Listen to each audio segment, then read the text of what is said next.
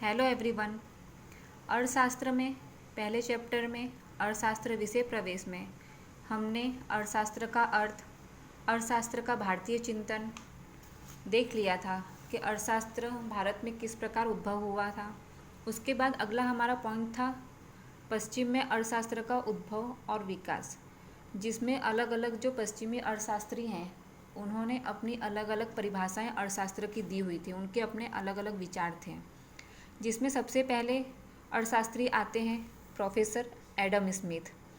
उन्होंने अर्थशास्त्र की परिभाषा क्या दी थी? तो उनके अनुसार उनका मानना था कि उत्पादक श्रम द्वारा उत्पन्न होने वाले भौतिक संपत्ति के उत्पादन, उपभोग और विनिमय का अध्ययन करने वाले शास्त्र अर्थात अर्थशास्त्र। यहाँ आपको मैंने पहले भी बताया था कि जो परिभाषाएं हैं जैसी आपको किताब में दी गई है वैसी की वैसी ही आपको याद करनी होगी, उसमें अपने कोई भी शब्द उसमें नहीं डालने होंगे। तो प्रोफेसर एडम स्मिथ के अनुसार उन्होंने परिभाषा देते हुए कहा है कि उत्पादक यानी कि जो चीज़ वस्तुएं सेवाओं का निर्माण करते हैं वो उनके श्रम के द्वारा जो भी भौतिक संपत्ति है, यहाँ भौतिक संपत्ति आपको याद रखनी है कि भौतिक संपत्ति यानी कि ऐसी संपत्तियाँ जिन्हें हम देख सकते हैं, छू सकते हैं, जिनका क्रय विक्रय संभव हो सकता है, जो वजन मापी जा सकती हैं, ऐसी भौतिक संपत्तियाँ, उनके उत्पादन, उपभोग और विनिमय का अध्ययन।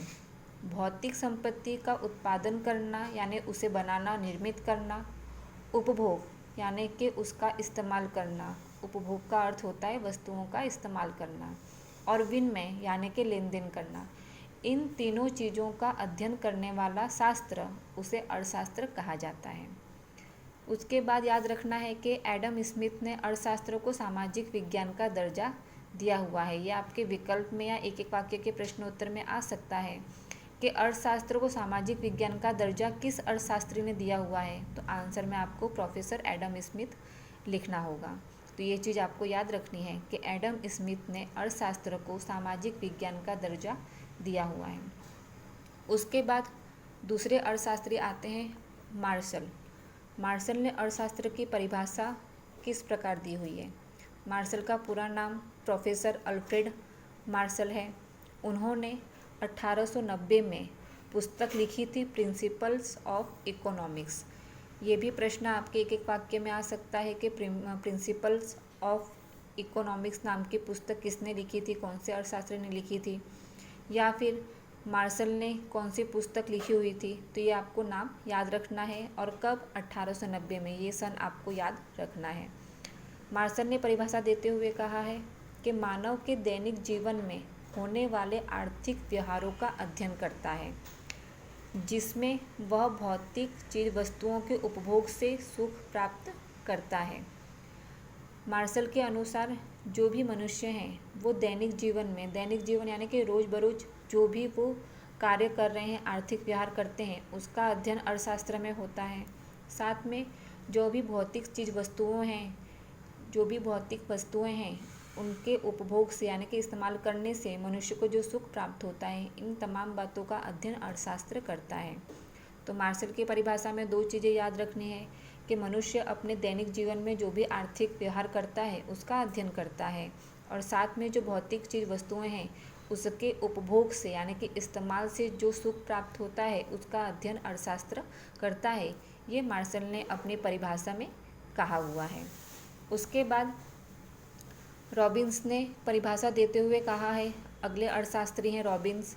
उन्होंने अर्थशास्त्र की परिभाषा देते हुए कहा है कि अर्थशास्त्र व्यक्ति अपनी आवश्यकताओं और वैकल्पिक उपयोगिताओं वाले साधनों के बीच किस प्रकार से तालमेल बैठाता है उसके व्यवहार का अध्ययन करने वाला विज्ञान यानी कि अर्थशास्त्र।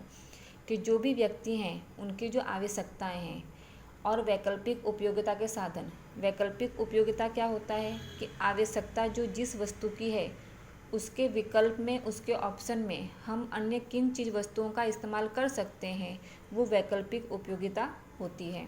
तो दोनों के बीच में तालमेल बैठाने का कार्य अर्थशास्त्र के द्वारा किया जा सकता है। तो इस प्रकार रॉबिन्स ने ये परिभाषा दी हुई है। उसके बाद रॉबिन्स के अनुसार अर्थशास्त्र को वास्तवलक्षी विज्ञान के रूप में प्रस्तुत किया गया है। ये लाइन आपको याद रखनी है, ये एग्जाम में पूछी जा सकती है कि अर्थशास्त्र को वास्तवलक्षी विज्ञान के रूप में किस अर्थशास्त्री ने प्रस्तुत किया हुआ है। तो आपको रॉबिन्स नाम याद रखना है कि अर्थशास्त्री रॉबिन्स ने। उसके बाद अगले अर्थशास्त्री आते हैं सैमुअल्स। उन्होंने अर्थशास्त्र की परिभाषा क्या दी है? तो उन्होंने अर्थशास्त्र की परिभाषा देते हुए कहा कि समाज किस प्रकार से कमी वाले साधनों का उपयोग करके महत्वपूर्ण आवश्यकताओं का उत्पादन करता है और उनका अलग अलग लोगों के बीच बंटवारा करता है, जिसका अध्ययन अर्थशास्त्र करता है। कि समाज में सभी वस्तुएं या सेवाएं सभी व्यक्तियों को प्राप्त हो जाए, ऐसा नहीं हो सकता। तो जो कमी वाले साधन हैं उसका उपयोग करके जो आवश्यक वस्तुएं हैं उसका उत्पादन करना होता है और उस उत्पादन की हुई वस्तुओं को समाज के अलग अलग लोगों के बीच में बंटवारा करने का कार्य अर्थशास्त्र के द्वारा किया जाता है। अर्थशास्त्र में उसका अध्ययन होता है। तो इस प्रकार कमी वाले साधनों का उपयोग करके उत्पादन किया जाता है और उसे अलग अलग लोगों के बीच में बंटवारा किया जाता है, जिसका अध्ययन अर्थशास्त्र के अंतर्गत किया जाता है। ये परिभाषा सैमुअल्स ने दी हुई है। साथ में इसमें याद करने जैसी कौन सी बात है? तो सैमुअल्स ने समाज की पसंदगी और बंटवारे के प्रश्न को अर्थशास्त्र के अध्ययन क्षेत्र में महत्वपूर्ण स्थान दिया हुआ है। सैमुअल्स के अनुसार समाज में लोगों को कौन सी चीज़ें पसंद हैं और उन पसंद की चीज़ों का बंटवारा किस प्रकार करना है, तो इन दो बातों को उन्होंने अर्थशास्त्र के अध्ययन क्षेत्र में स्थान महत्वपूर्ण दिया हुआ है। पहला है समाज की पसंदगी और दूसरी बात है उसका बंटवारा। ये दो बातें याद रखने का कि इन दो चीज़ों का अर्थशास्त्र के अध्ययन क्षेत्र में सैमुअल्स ने महत्वपूर्ण स्थान इन दो चीज़ों को दिया गया है। उसके बाद का टॉपिक आएगा आर्थिक प्रवृत्ति और अनार्थिक प्रवृत्ति। इसे हम अगले वीडियो में देखेंगे।